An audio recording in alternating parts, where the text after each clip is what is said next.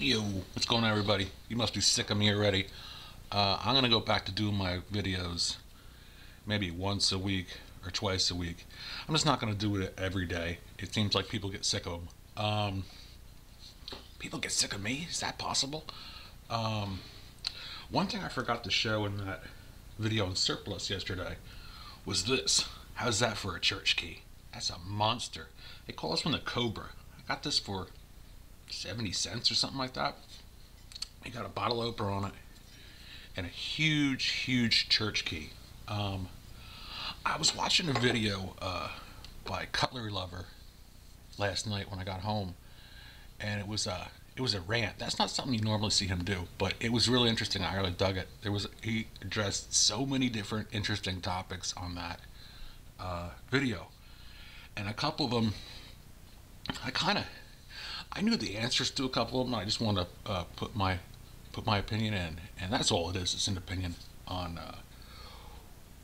the way I am, and I see this a lot, especially in the gun community, which I think is just a laugh to begin with. Just there's so much bickering amongst people. Mine's better than yours. Yours sucks. Da, da, da, da, da, da, da, da, da.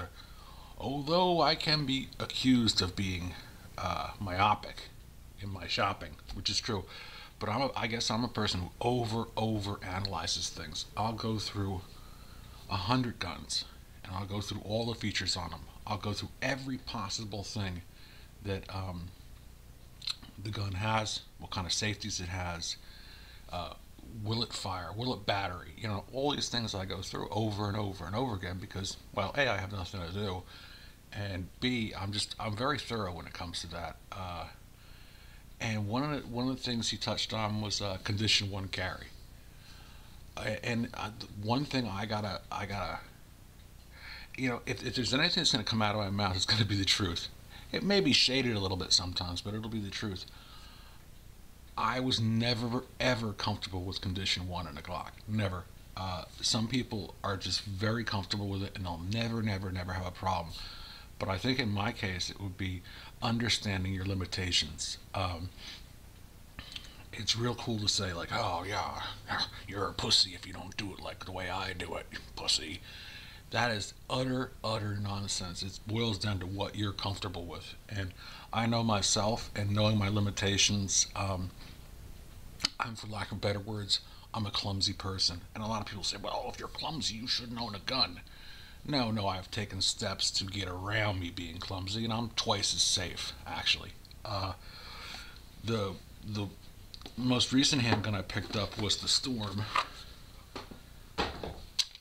Take it out for all you safety nannies. And what I liked about it was it could be kept in condition one, and nothing would ever happen. So I would never have that worry in my mind, and it was actually a big deal. I know when I had my Glock and whenever I kept it in the holster, I always had that in the back of my head, like, what if I rolled over on it, or I got, you know what I mean? And I blew my dingle off. But that's just me. Other people, you're cool with it. And this was just, I could go from condition one, easy safety to flip up. That's the only reason. I'm not going to sit here and harp on this all the time. But as far as my overanalyzing things, my next purchase was I was hopping around from gun to gun to gun to gun to gun. And one of the ones that I found that I really found interesting was the Jericho 941. They call it the Baby Eagle, the 45 full size, the one made in Israel. Very cool gun, and I've read nothing bad about it. And I think that's a good house gun, for the oncoming zombie apocalypse, which everybody talks about, which I'm really getting sick of. That and shit hits the fan. I'm just getting so sick of it. Another thing was why people become vegetarians. I think I went through 3 years of being a vegetarian. I took a trip to a slaughterhouse, and that was a life-changing experience for me. I don't. I saw things there that nobody should ever see. but I won't get into that. So I went on my thing where I wouldn't eat meat, or if I did eat it, it was very limited. Um, and my reasoning behind it was summertime, and here this I can pretty much I can fish all the time.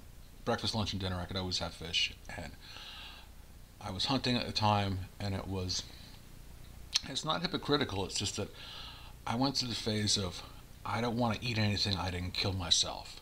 And like my grandparents had told me when the depression was going on, they were lucky if they had a potato and a piece of back bacon or something. So they had a diet that was not meat rich, and they lived for a very, very long time. Lots of vegetables, starches, and a lot of whole foods, just things they made themselves. And they went into their 80s, high 80s actually. That was one of the other reasons. I just felt, I don't, if I kill a deer, I have no problem eating it.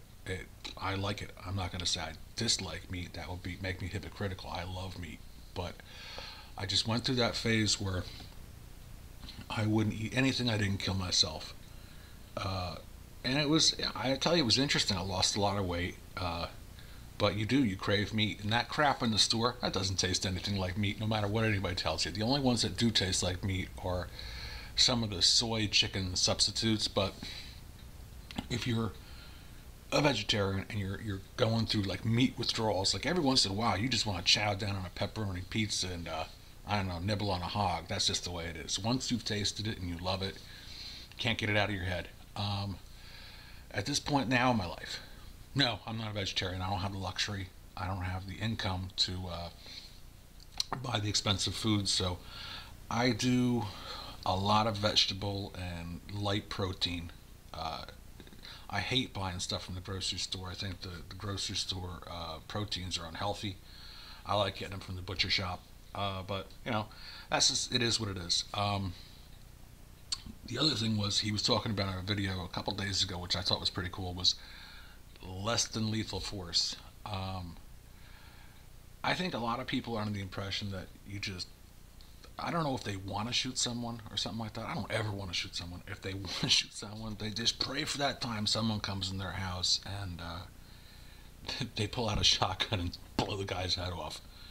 You are going to jail. You will be going to court. You will spend thousands upon thousands of dollars in your own defense. I highly doubt you'll be like the girl on Dr. Phil who shot the robber coming into her house. I just highly doubt that.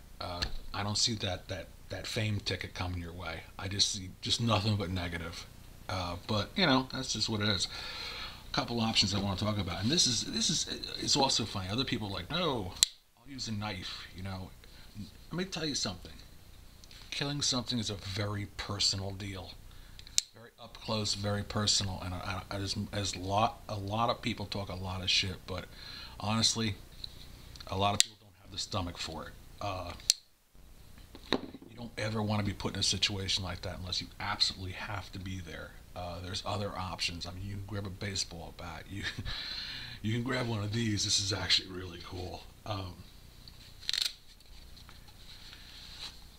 This is a Barracuda stun gun. This is 6 million volts. Get a load of that. That will drop anyone. I've dropped like over a 300-pound dude with that, who just really wanted to volunteer to have that used on him. So I obliged him, and I took him down, just hitting him in the leg. He was down for a good 5 minutes, couldn't get up. It interrupts the electrical current or pulses from your brain that tell your nervous system what to do, and scrambles them all up. At one point, he was telling me he thought he was going to piss himself, but I thought that was kind of funny, and it was kind of relevant to this video where it doesn't always have to be lethal. You don't want to go around killing people. I don't advocate anything like that. I like guns as a hobby, and I like knives as a hobby, but absolutely not.